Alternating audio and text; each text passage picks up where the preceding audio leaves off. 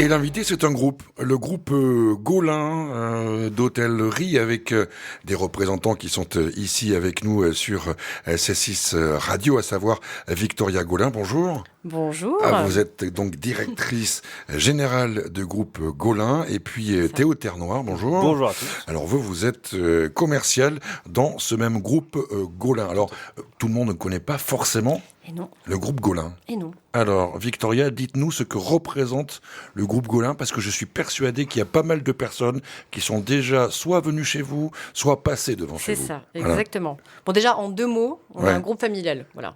En 2 mots encore, hôtellerie, restauration. Donc, on a un groupe familial qui regroupe 5 établissements. Le premier, pas très loin, Mercure Bordeaux Aéroport, donc que certains doivent connaître. Mais également, juste en face, Ibis Budget de l'aéroport, l'Ibis 16 de l'aéroport. Et on est également à Bordeaux-Lac, avec le Mercure de Bordeaux-Lac et l'Hippopotamus de Bordeaux-Lac. D'accord, donc là voilà ces 5 établissements. Vous avez tout de suite insisté sur le fait que c'était un groupe familial. Pour vous, c'est essentiel. Essentiel. Cet aspect familial. C'est au cœur de tout, de notre quotidien. Pourquoi c'est aussi important que ça pour vous ?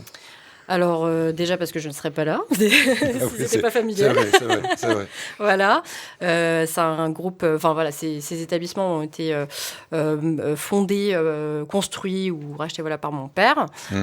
Et puis aujourd'hui, c'est surtout des valeurs qu'on a dans notre quotidien. Voilà, avec Théo. Théo, justement, il est commercial donc au groupe Gaulin. Est-ce que ce côté...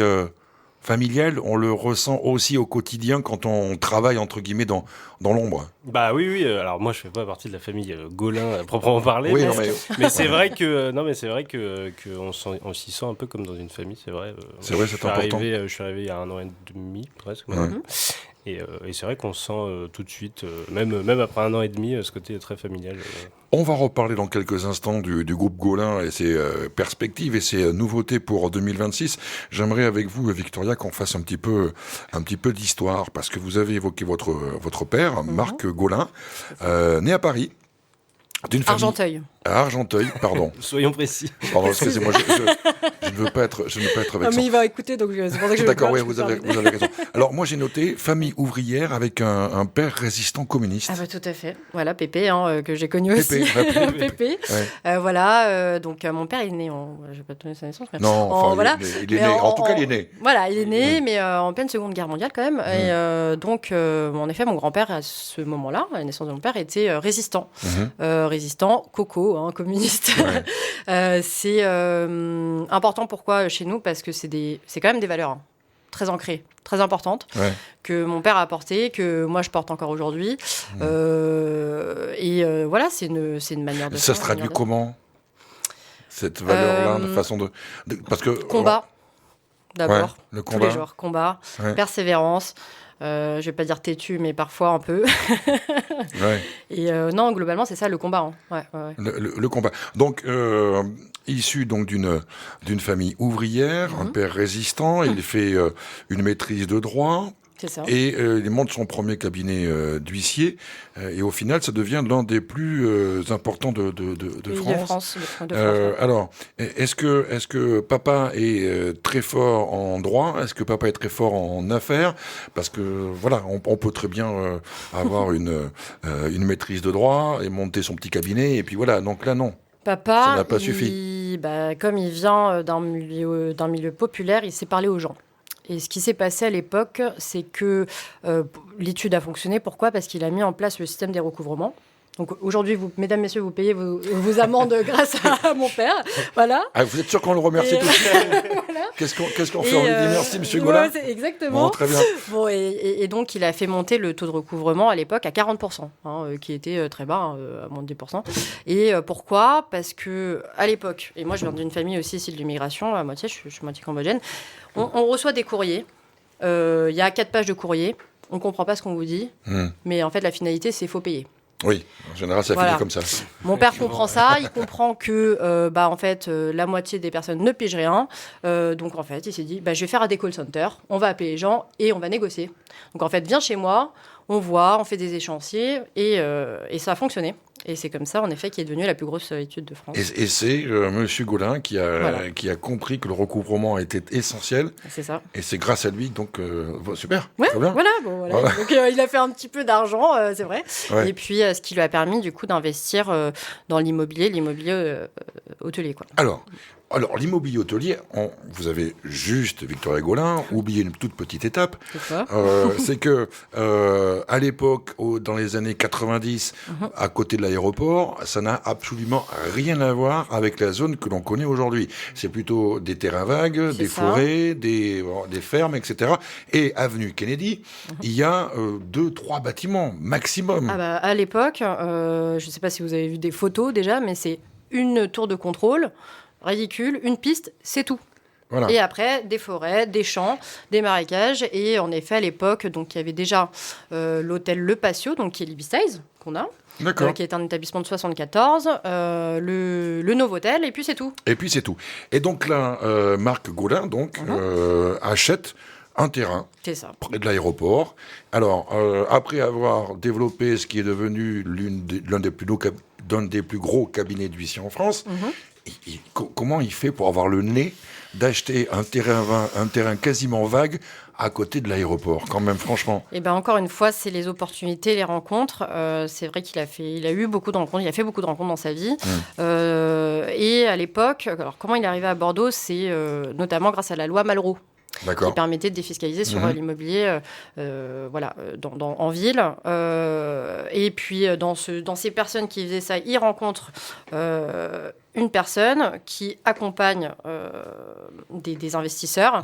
Et c'est une personne du développement de chez Accor. Et Accor lui dit, on aimerait bien lancer la marque Mercure à Bordeaux. Ça te dit ? Il dit, j'en sais rien, j'en ai jamais fait. Donc on va voir. Parce que lui, on est d'accord, il a une maîtrise en droit, mais il n'est pas du tout dans les affaires. Alors, il a eu un petit établissement hôtelier de 30 piaules à Cannes, à l'époque, un petit hôtel indépendant. D'accord. Mais en tout cas, l'hôtellerie de marque, de franchise, etc. C'était pas du tout son truc. D'accord. Et donc, il dit, je prends le risque de construire cet hôtel avec Michel Pétiolétan à l'époque, qui était déjà là, qui venait d'arriver à Mérignac. Voilà, c'est effectivement Michel Pétiolétan qui a fait les plans donc, du Mercure, qui ouvre en 91, donc on l'a dit, avec le groupe Accor, et ça marche très vite, tout de suite. Ça marche très vite. Et à l'époque, il n'y avait que 100 chambres. Et justement, mon père avait fait un permis pour 150 chambres et il décide quelques années plus tard de faire cette extension parce que justement, ces 100 chambres, elles sont complètes. Et on a les premiers vols. Alors, on avait une super directrice que j'ai connue quand j'étais gamine et ado, Danielle Guillot, qui était incroyable. Elle est allée chercher tous les clients. Elle nous a eu aussi tous les contrats avec l'aéroport. Et alors vous avez un partenariat important avec Air France Air Inter. Donc autrement dit, tous les stewards, toutes les hôtesses descendaient chez vous, j'imagine, y compris pourquoi pas aussi les passagers.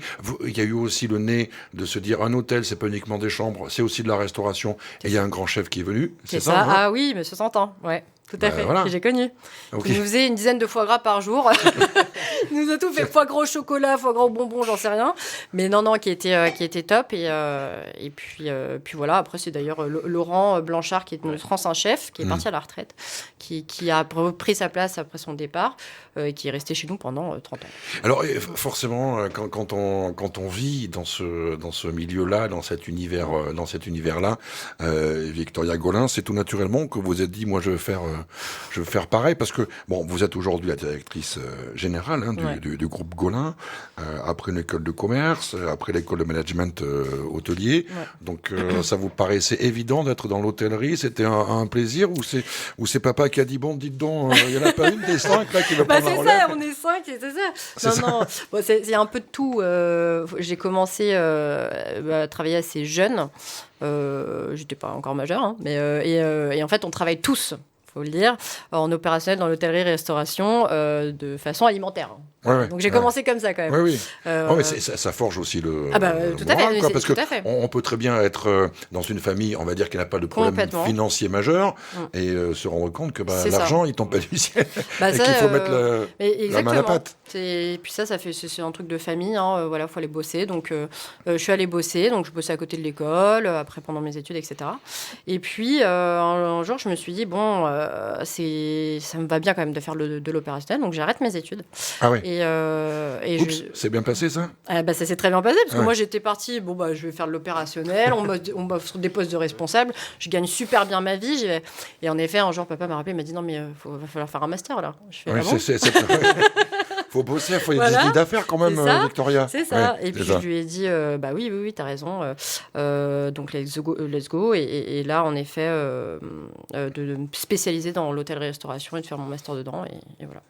Et donc, au fur et à mesure, le groupe Gaulin, ça a grossi avec, on l'a évoqué, l'Ibis Budget, l'Ibis Style, Hippopotamus, donc Bordeaux-Lac, ainsi que le Mercure Bordeaux-Lac. Donc là, c'est une volonté d'être sur cette zone-là. Il y a un côté territoire où vous pouvez très bien vous dire, tiens, pourquoi pas un Mercure, s'occuper d'un Mercure à Biarritz ou non. Ça a été une des questions qu'on s'est posées pendant longtemps avec mon père, parce que c'est vrai que je baigne quand même dans l'entreprise depuis longtemps. Lui, il s'est posé souvent ces questions de dire on nous fait des propositions, voilà, parce que parfois il y a un hôtel à vendre, je sais pas, à Pau, on est fait à Biarritz ou je ne sais où. Et puis c'est vrai que ça fait je dirais 3-4 ans qu'on s'est dit non, il faut centraliser les activités, rester pas se disperser, parce que il y a cette volonté justement d'être assez ancré localement. Et moi je pars du principe que si on se disperse, cet ancrage local, on perd son identité un petit peu. Voilà.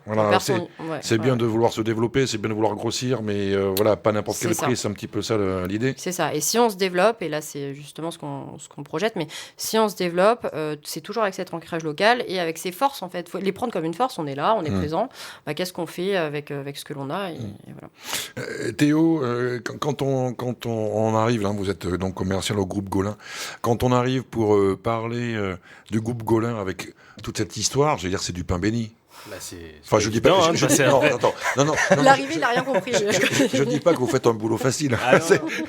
C'est pas ce que je dis. Mais parce que c'est important aussi, quand on, entre guillemets, vend une entreprise, d'évoquer aussi ses valeurs, d'évoquer aussi son histoire. Et quand on a une histoire comme celle-là, à savoir Marc Gaulin, famille ouvrière, papy Pépé, vous l'avez appelé ça, Pépé, résistant communiste et aujourd'hui à la tête du groupe Gaulin. Bon, voilà, il y a des vraies valeurs. Enfin, je veux dire, c'est. Il y a des vraies valeurs. Il y a des vraies valeurs. Et puis, ça fait plaisir d'arriver dans une entreprise comme ça, dynamique, qui veut, comme Victoria l'a dit, mais rester, s'ancrer encore plus dans le territoire, encore plus qu'elle l'est aujourd'hui. Et c'est hyper motivant pour nous, pour tous ceux qui travaillent dans les hôtels, là, de travailler dans un groupe comme ça. Et aujourd'hui, le groupe Gaulin, c'est 500 chambres à peu près. 450 chambres à peu près. Et puis, alors on n'en a pas parlé, mais on a aussi une grosse partie séminaire. Oui. Alors parce que là aussi, on va pas. Mais très vite, le Mercure Aéroport a loué, proposé des salles pour des séminaires. Pour des séminaires, des réunions. De toute façon, Mérignac, Le Haillan, Saint-Médard-en-Jalles, tout ça, c'est un très gros vivier d'entreprises. Et du coup, un peu naturellement, est venue l'idée de proposer de la location de salles et puis toutes les offres qui en découlent. Et donc c'est vrai qu'aujourd'hui, le Mercure de Mérignac, c'est le plus gros établissement réceptif du coin. Oui, j'ai vu ça. Oui, on a 12. Je regarde dans mes fiches. Non, on a 12 salles. On a 12. Enfin, en fait, on a 800 mètres carrés d'espace réceptif au Mercure. Absolument. Je vous confirme. C'est ça. Merci de la confirmation. Voilà, c'est bien ça. Donc voilà, c'est vrai que c'est venu un peu naturellement et aujourd'hui, c'est quand même une bonne partie de notre activité. Avec 2 terrasses privatisables. Tout à fait. Très important. Magnifique. C'est vrai. Bon brief. Nous allons maintenant parler d'un moment un petit peu délicat, parce qu'il y a des hauts débats dans l'hôtellerie, mais un des moments compliqués, c'était bien évidemment le Covid. Là, ça a été compliqué pour vous ? Ah bah oui. Moi, je me souviendrai toute ma vie. Il y a Macron qui passe, l'autre, il fait son annonce, il est 17h, shutdown, fermez tout.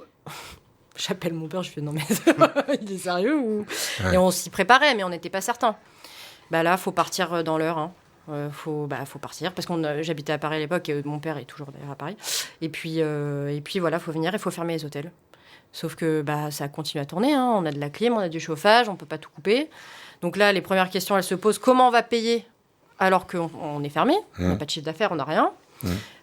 Ok, ça avance, le chômage partiel, ok. Et là, on a cette histoire des PGE. Oui.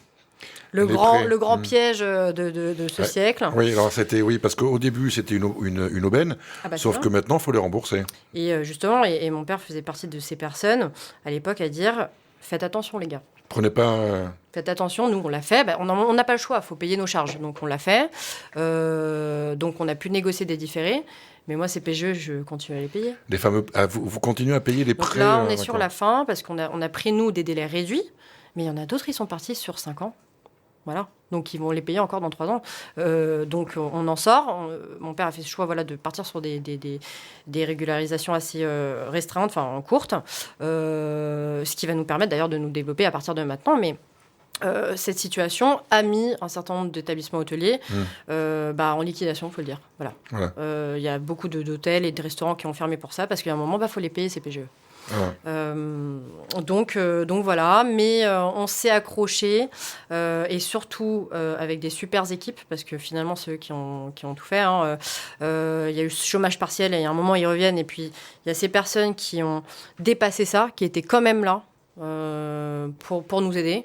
Et puis on a avancé comme ça. Et oui, parce qu'il faut dire qu'à ce moment-là, vous devez... Le seul hôtel du groupe qui fonctionne, c'est celui de l'aéroport. Tous les autres sont fermés, c'est ça ? On les a tous fermés. Ouais, c'est ça, même celui de l'aéroport. Ah oui, on les a tous fermés, et puis à un moment, on a repris l'activité petit à petit quand on a pu, mais on n'a pas les clientèles. Oui. On n'a pas la clientèle. Donc en fait, on fait moitié moins de chiffre d'affaires, faut aller les chercher. Et on se retrouve à appeler tout le monde, les boîtes, comment on fait, on a très peu de chambres, on en a quand même. C'est vrai que l'aéroport, on a eu de la chance à ce moment-là d'accueillir par exemple les militaires indiens qui testaient les Rafales en fait à côté. On avait quand même cette zone primaire, un petit peu. Alors c'est vrai qu'au lac, c'était compliqué. C'était compliqué. On va parler maintenant de 2026 avec Théo, parce qu'il y a une volonté quand même parce que je regardais un petit peu ce qui se passe sur les réseaux sociaux concernant le groupe Golin et notamment les différents hôtels de Mercure. Vous voulez, en 2026, avec des espaces ouverts, vivants, fédérateurs, avec after-work, rencontres pro et événements locaux. C'est ce que vous faites déjà un petit peu quand même, et vous souhaitez mettre encore plus l'accent là-dessus. Oui, c'est ce qu'on fait déjà depuis quelques années. Oui, voilà, c'est pas une surprise. Non, c'est pas une surprise, mais on se rend compte qu'en fait, c'est des formats qui plaisent, et c'est comme ça aussi qu'on attire du monde et qu'on fait découvrir les hôtels à des gens qui viendraient pas forcément si on n'organisait pas des événements, si on communiquait pas sur les réseaux, etc. Ouais. Donc c'est vital aujourd'hui. Mais l'idée, parce que quand vous faites une rencontre, un after-work, etc., les gens ils louent pas une chambre tout de suite dans la foulée. Non. Donc quel est l'intérêt pour vous de développer ce genre d'argumentaire ? L'intérêt numéro 1, c'est de créer des connexions entre les gens qu'on connaît et les gens qui vont venir pour la première fois dans l'hôtel. Donc ça va leur permettre aussi de découvrir l'établissement. Donc ça nous fait déjà un peu de pub à ce niveau-là. Et ensuite, notre but vraiment, c'est de créer des connexions entre les gens qui sont là. Nos hôtels, c'est pas que des endroits, pas que des dortoirs. Voilà, c'est ça. C'est pas que des dortoirs, c'est des lieux de vie, quoi. C'est le but. C'est en fait l'idée qu'on veut communiquer, c'est ça. Nos hôtels sont pas que des dortoirs. Que les gens du secteur se disent tiens, il faut que j'organise une réunion, etc. C'est vrai que jusqu'à présent, l'hôtel, on n'y pensait pas, quoi. Et la réunion, alors on y pensait, mais parce qu'on a quand même pas mal de clients habitués, à ce genre de format. Mais c'est aussi de dire aujourd'hui, peu importe le format. que tu aies des sous, pas de sous, que tu veux faire un truc fun ou corpo. Moi, je peux te faire un after-work, t'es 20, je te mets de la musique, tu veux danser jusqu'à 2h du matin, je te le fais, il n'y a pas de problème. Mais un DJ, non mais c'est vrai, tu veux une animation, tu veux une machine à popcorn, je l'ai, je te le fais. Voilà, peu importe le format, ou sinon voilà, du beaucoup plus conventionnel, mais on est déjà connu pour ces formats conventionnels. Et aujourd'hui, c'est votre façon de vous différencier un petit peu par rapport à l'hôtellerie classique dans le secteur. Sur mesure. Ouais. Sur mesure, peu importe notre gamme, parce que justement, on n'est pas que de l'hébergement, on n'est pas non plus que de la restauration. Voilà, je suis aussi un bar, je suis aussi une terrasse, une piscine chauffée. Voilà, tu veux venir tremper tes pieds, il fait beau, bah viens. Voilà. Et tout ça mis au même endroit, ça fait un endroit sympa. Voilà, parce que c'est vrai que Mercure, dans l'inconscient collectif... Bah, dans la tête des gens, c'est pas très fun. Voilà, enfin, je veux dire, c'est vous qui le dites. Hein. Non, mais c'est vrai. Complètement, en fait, Mercure dans la tête des gens, c'est... Enfin, Mercure, voilà, mais c'est la sécurité. On sait que ça va bien se passer. Enfin, voilà, une entreprise qui cherche un endroit ou une salle, voilà, ils viennent chez Mercure en premier parce que c'est une marque connue, ils savent que ça va bien se passer, c'est standardisé. C'est un peu haut de gamme aussi quand même. Voilà, ils jouent la sécurité. Et nous, ce qu'on veut faire passer comme message en plus du fait que oui, ça va bien se passer votre événement, oui, ça va toujours bien se passer. Voilà, c'est qu'on peut le rendre un peu fun, un peu différenciant par rapport à ce qu'ils font d'habitude. Et c'est vrai que je rejoins Théo sur ce qu'il dit, créer des liens, créer des connexions avec le local, ces personnes qui nous entourent, peu importe d'où tu viens. Tu t'imagines toujours des formats, parce que tu tombes toujours sur des personnes aussi atypiques. Je pense à pas mal de personnes, mais alors, s'il m'entend, mais Pierre de la BNP, voilà, la dernière fois, on va mettre en place cette confrérie de la Côte de Bœuf. Voilà, on va le faire.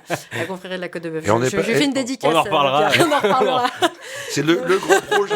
le grand projet 2026. Le grand projet 2026, la confrérie de la Côte de Bœuf. Voilà. Très bien. Parfait. Et non, mais on peut être sur un projet tel quel, qui est plutôt fun, qui est plutôt marrant, sur quelque chose qui est beaucoup plus. Je te fais un mariage. Tu veux te marier ? On en a fait. On en a en avril. Là. Et l'idée, est-ce que c'est faire en sorte aussi que les habitants de Mérignac se disent « Ah ben tiens, pourquoi pas aller boire l'apéro à la terrasse du Mercure ?» Parce que c'est vrai que d'instinct, on n'y pense pas. En fait, forcément. les gens, ils cherchent un bar ou... Moi, j'ai entendu des gens chercher, dire sur Mérignac, en fait, il n'y a pas grand-chose. Enfin, il y en a, mais bon, on n'est pas à Bordeaux-Centre, c'est ça que je veux dire. Et en fait, en effet, ils pensent pas, mais nous non plus. Enfin, nous on travaille dedans, donc c'est un peu différent. Mais c'est plus facile. C'est plus facile. Mais on penserait pas en premier à un hôtel pour aller dîner ou pour aller boire un coup le soir après le boulot. Et donc là, votre mission, à vous, à toute l'équipe, et puis c'est de changer un petit peu cette image classique des hôtels. Et puis, faut le dire, on n'a pas les mêmes tarifs que justement dans le centre. Donc en fait, tu prends ta bouteille de rosé, c'est moins cher. Tu prends tes tapas, c'est moins cher. En plus, t'es au bord de la piscine. Alors oui, c'est vrai qu'on a souvent cet a priori des avions. Oui, voilà. Le quartier aéroport, c'est pas très glamour. Venez voir. Sauf pour les venez tester. Venez tester. Sauf pour les fans d'avion, j'en connais quelques-uns qui sont ravis de passer leur temps à regarder la piste d'atterrissage. Oui, c'est ça. En fait, finalement, à partir de 17-18 heures, il n'y a plus trop de vols. On va avoir quoi ? 1-2 avions jusqu'à minuit, c'est tout. Donc il y a très peu de nuisances. Et en intérieur, ça pose pas de problème parce que j'ai deux murs, voilà, deux épaisseurs de murs, et j'ai 2 fenêtres partout. Ah oui, à l'intérieur, entre les salles de séminaire, les chambres, etc. Donc en intérieur, il n'y a aucun problème. Et en extérieur, finalement, on n'a pas beaucoup de nuisances, surtout en soirée. Et puis surtout, on a une terrasse qui est... Enfin, moi, j'adore tous les jours. J'y suis dès qu'il fait beau, un brin de soleil, etc. Voilà. Oui, parce que je suis avec mon ordinateur. Il faut pas dire qu'elle fait rien. Elle travaille. Ah, d'accord. Okay. Travaille sur la terrasse. J'ai eu peur. Attention, c'est la chef. Attention, faut pas dire n'importe quoi. Ouais, mais voilà, et c'est très agréable. Et ça, je remercie mon père pour ça parce que il adore les plantes. Voilà, il adore les arbres et dès qu'il a construit cet hôtel en 90, il nous a ramené des arbres grands comme voilà. Et il les a plantés, il a tout planté et c'est vrai qu'on se sent dans un environnement verdoyant, arboré et c'est agréable. Oui, c'est un peu comme sur le bassin quand on arrive sur la terrasse.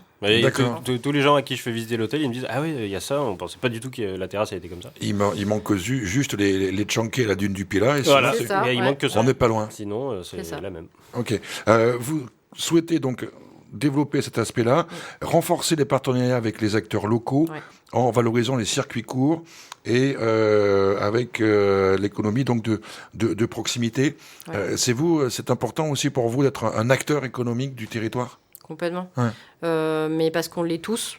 Voilà, et puis en plus, Mérignac, c'est quand même une ville qui est capable d'accueillir des grosses entreprises, mais des toutes petites entreprises aussi. Et des tout petits projets, mais qui peuvent devenir grands. Donc, je prends l'exemple de la ferme, etc. Enfin, il y a de tout, quoi, en fait. Et nous, on pense un peu comme ça, on peut travailler avec tout le monde.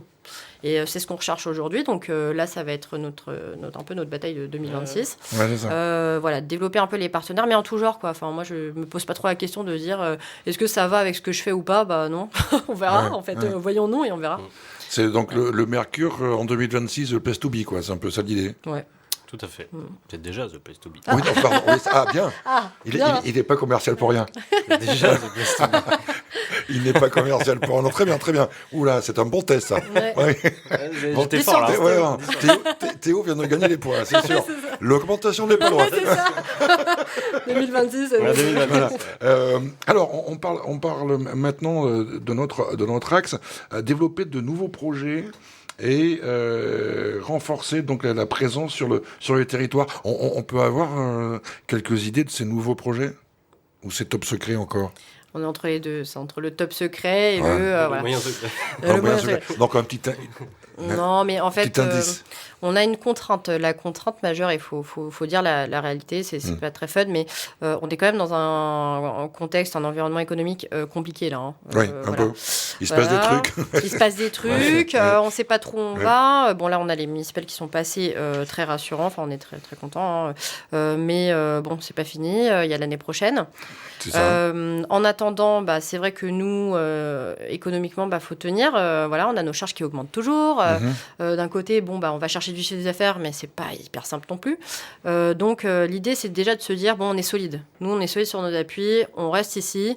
C'est vrai qu'on n'est jamais ravis d'apprendre aussi qu'il y a un confrère, un concurrent ou qui ferme, ou qui est en situation de redressement. Franchement, on est content quand nos concurrents vont bien. Oui, ça veut dire que le secteur va bien, donc potentiellement. Exactement. Et là, c'est pas forcément le cas. Mais néanmoins, on pense toujours à se développer, à avoir des projets. C'est primordial et surtout à les préparer pour se dire, si j'ai une brèche, on est prêt, on y va. Et on fait le truc. Donc, c'est un petit peu ça, là, la stratégie. Après, c'est des projets qui évoluent. L'idée, c'est quand même de rester dans le secteur. Oui, le territoire. Le territoire et le domaine d'activité.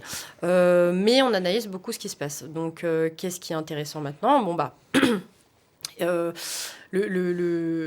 Tout ce qui est click and collect. Alors, la vente à emporter, moi, j'y crois de moins en moins.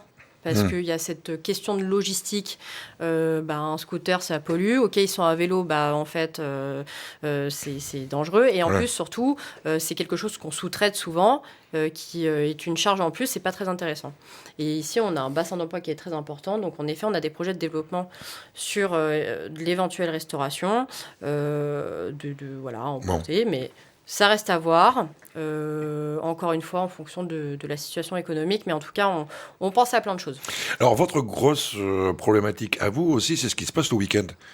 Parce que c'est pas très compliqué, si j'ai bien compris, de remplir un hôtel à proximité d'un aéroport en semaine. Ce qui est plus compliqué, c'est le week-end. C'est ça? Oui. Nous, on arrive... Et ça, alors, très franchement, moi qui suis absolument pas spécialiste de l'hôtellerie, ça m'est arrivé d'aller dans des hôtels quand même, je ne suis pas non plus... Mais ça m'étonne justement que les hôtels vous ayez du mal à remplir le week-end. En fait, tout est question de localisation. Surtout, Bordeaux est quand même une zone touristique qui attire du monde aussi pour la visite. Bordeaux, mais on est à Mérignac.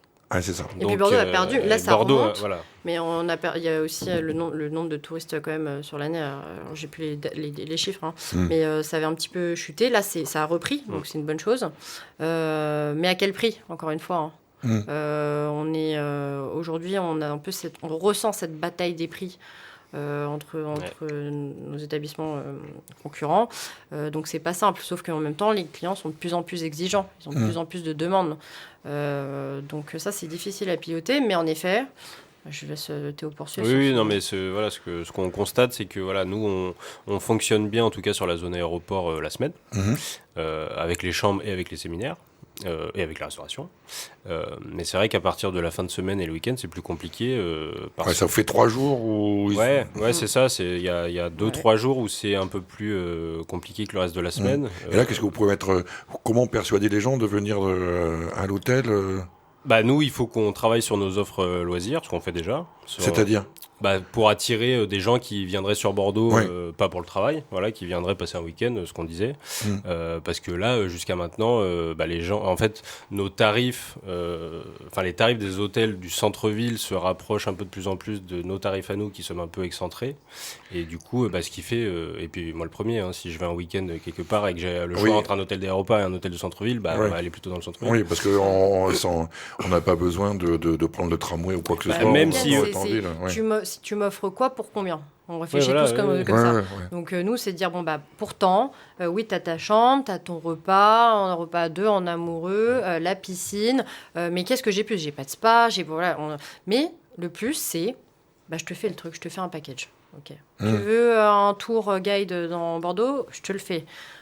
Tu veux aller visiter les vignes, le bassin d'Arcachon? Je te le fais. Mais comme c'est plutôt commun et que tout le monde peut le proposer et qu'ils peuvent se débrouiller aussi, parce que maintenant avec Internet tu réserves ton activité en fait on essaie justement de développer des partenaires durables et surtout atypiques. Ok, mon mec qui fait mon tour sur le bassin, c'est pas juste la pinasse, tu fais ton tour, ça coûte un bras.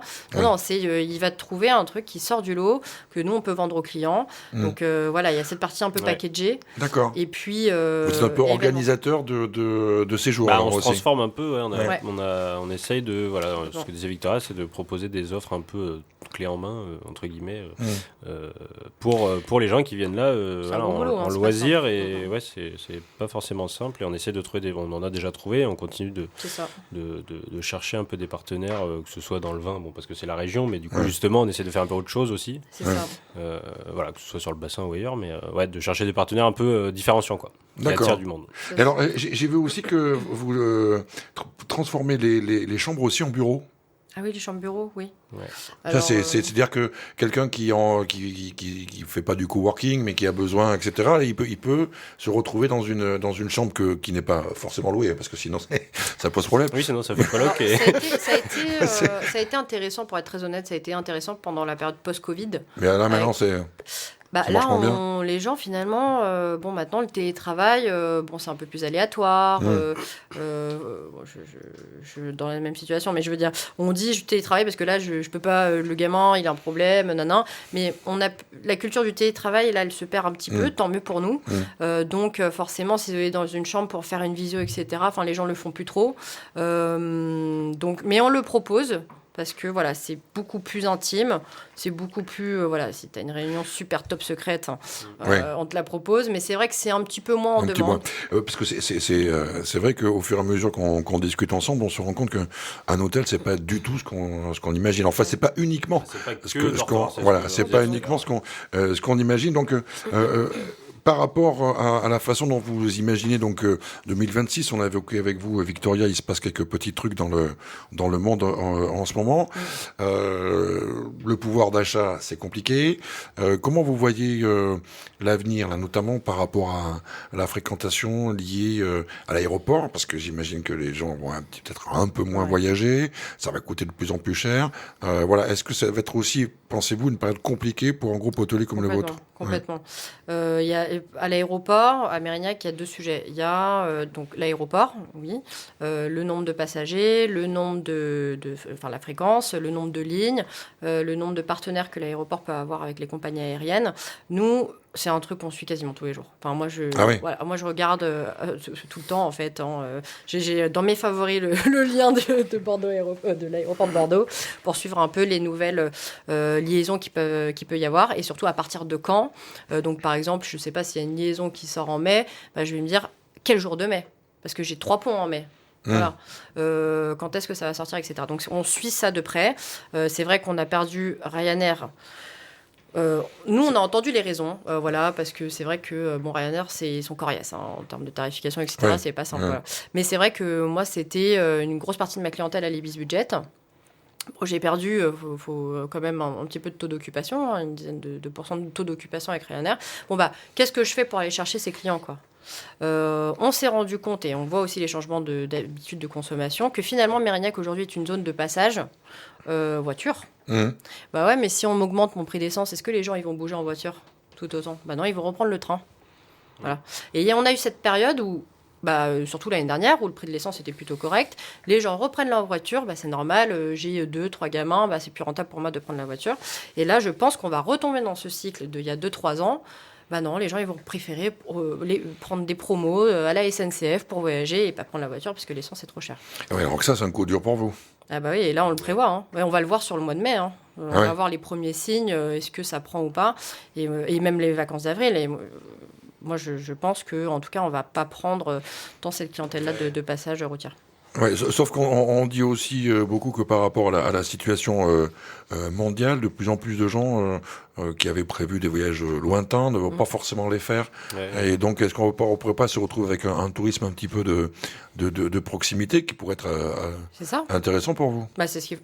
Théo, il bosse dessus. Non mais c'est vrai. Non mais c'est vrai qu'on bosse. Enfin, on avait un point dessus ce matin là, où on disait qu'en effet, il y a pas mal de monde qui avait prévu de partir. Qui partent plus à l'étranger. Parce que ça fait peur, parce que c'est trop cher. Et voilà, comme maintenant ça coûte un bras et demi de partir et qu'ils voulaient partir. Peut-être dans certaines zones qui sont peut-être pas hyper safe en ce moment, peut-être qu'ils vont rester un peu dans le coin. Donc ça nous arrange bien. Et en effet, maintenant que, en plus, on est même si les gens prennent le train, maintenant qu'on est relié à la gare avec le train. Oui, c'est un petit peu moins le bazar.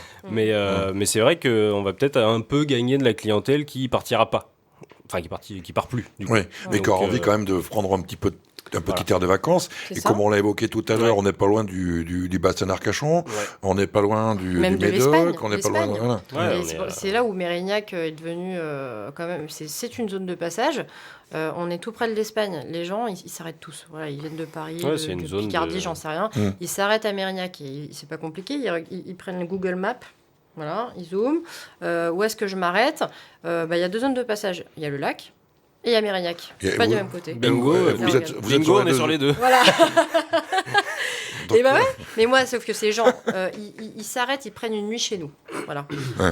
Ils n'ont pas envie forcément de dormir. Bon, je propose un budget, c'est de l'éco, donc il y a ceux qui ont les petits budgets, voilà. Mais tu as ceux qui, les camping-caristes, des familles, etc., qui se disent, ouais, mais moi j'ai envie de dormir dans un bel hôtel, quand même un 4 étoiles, avoir un bon resto, une pistoche chauffée. Je me fais plaisir sur un soir et après je repars. Et ça, justement, on l'a compris l'année dernière. Donc, on part là-dessus et surtout, on essaie de communiquer là-dessus. Quoi. Parce que la clientèle change. Enfin, il vous semble que... Ah ouais. Ah bah là, nous, sur le loisir, sur le pro... Parce que vous, le 3/4 du temps pour le Mérignac Mercure Aéroport, c'est essentiellement à faire. Oui, essentiellement à faire. Ouais. Mais justement, comment je fais pour attirer ce loisir dont j'ai besoin ? C'est le nerf de la guerre, c'est pas simple. Voilà, nos confrères, le Hampton qui vient d'ouvrir, tout le monde est confronté à ça ici. Ceux qui sont là depuis longtemps aussi, le Novotel, avec Mike qui est le directeur. Mais on se pose tous ces questions. Comment on fait ? On tente des trucs. Franchement, on tente. Oui, franchement, il faut tenter. De toute façon, qui ne tente ça marche pas, rien. Ça marche pas, ça marche. Parfait, bingo. Et on a des typologies aussi de produits qui sont un peu différents entre le Mercure Lac et le Mercure Aéroport. Le Mercure Lac, on a beaucoup de chambres, de très grandes chambres déjà, et de chambres familiales. Ouais. Et on a des espaces loisirs, on a la grande terrasse, comme disait Victoria, avec la piscine chauffée, on est dans un grand jardin. C'est ça qu'on propose au lac, tu as 40 mètres carrés, c'est ça. Tu peux être à 4 avec tes enfants dedans, tu as de la place, et pour des prix qui sont plutôt intéressants. Donc vous êtes inquiet ou pour 2026 ? Vous attendez à une année difficile ? Je pense que finalement, elle sera plus difficile que 2025, c'est mon avis. C'est pas de l'inquiétude, c'est de l'incertitude. Ouais. On est un peu comme tout le monde en fait, parce que là c'est ça. On sait pas trop où on va. On attend un petit peu. Avant, on savait, on avait un prévisionnel, on savait où on allait, etc. Là, ce matin, j'avais un point avec le directeur du lac où on disait, mais on n'a aucun visuel là sur juin, juillet, août. Vous naviguez totalement à vue là. C'est ça. C'est ça. Ouais, parce que les événements et les clients réservent de plus en plus tard. Bah oui, parce que tout le monde se dit peut-être que je vais y arriver à la faire ce voyage, et puis au dernier moment, non, c'est pas possible. Donc, donc avant, on avait une visibilité sur un mois et demi. Enfin, les clients réservaient. Donc au niveau prévisionnel, c'est pas ça, quoi. Prévisionnel, c'est compliqué. Ouais. Et qui pousse aussi les concurrents dans le secteur à faire une guerre des prix. Ouais. Bah oui, si tout le monde réserve à la dernière minute, c'est qui va avoir le meilleur prix. Qui va avoir le client. Voilà. Et ça, c'est pas simple à gérer. Donc, c'est pour ça nous, on essaie d'avoir des bonnes relations avec nos confrères pour se dire, en fait, on est tous dans le même bateau, là. Venez, on fonctionne ensemble et voilà. Ouais, c'est sûr.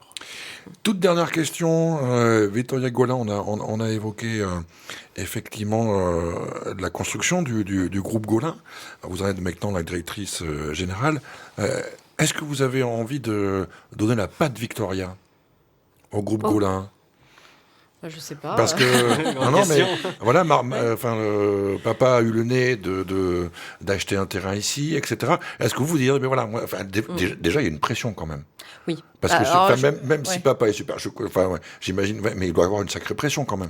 Alors, j'avoue que je me suis laissé le temps. Hein, ça s'est pas fait comme ça. Je suis pas arrivée comme ça. Voilà. Bon, déjà, j'avais quand même bien connaissance des affaires, pas forcément courantes, mais de ce qui se passait. Et puis le jour où, il m'a dit tu viens, ok. On s'est mis d'accord. Et puis, je me suis, pour le coup, vraiment laissé une période d'essai de 6 mois.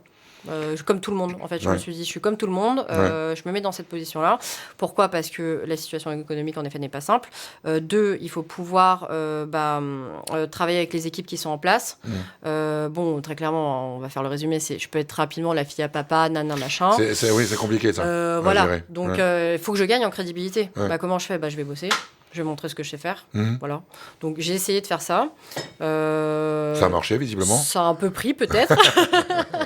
Je crois que ça a marché.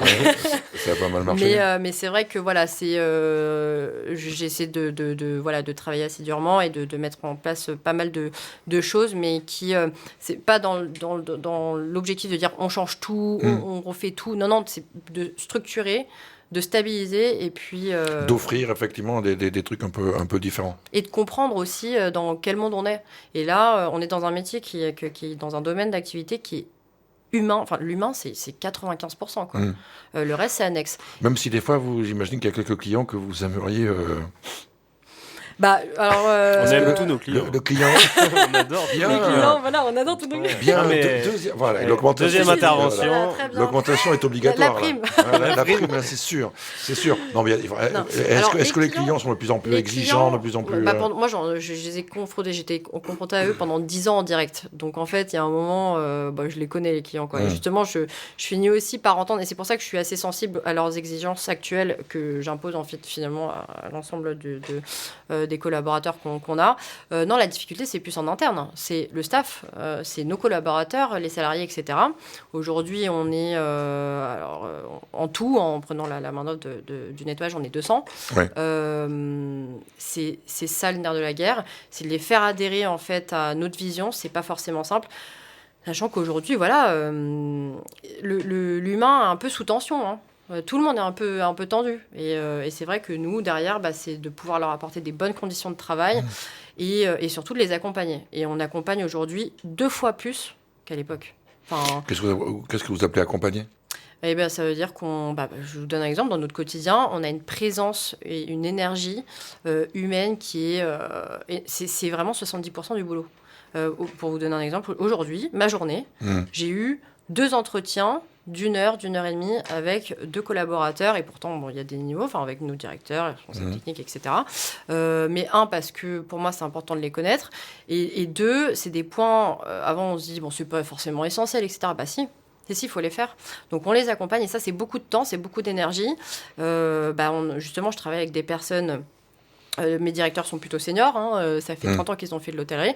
Et aujourd'hui, eux aussi, ils se rendent compte de ça. Ils mettent ce temps avant, qui n'était pas aussi important, pour qu'on n'ait pas de turnover, pour qu'on fidélise nos collaborateurs. Vous y arrivez à ça, parce que c'est vrai que dans l'hôtellerie, on dit très souvent que les conditions de travail sont dures, que les gens restent pas longtemps, que le recrutement est compliqué. Vous, ce genre de problème-là, vous les avez moins ?